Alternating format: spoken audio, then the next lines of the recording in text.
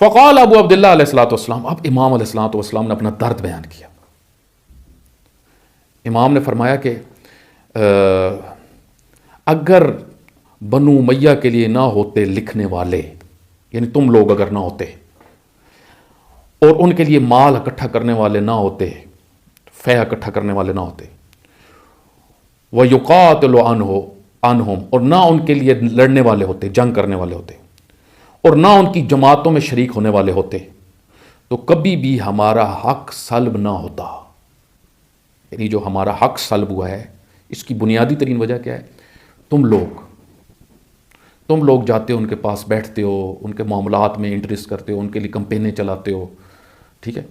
اور امام نے پھر فرمایا کہ اگر لوگ ان کو چھوڑ دیں تو وما فی ایدیہم، تو یہ حکومت ان کے ہاتھ میں نہ رہے. لو ترکہم الناس، اگر لوگ ان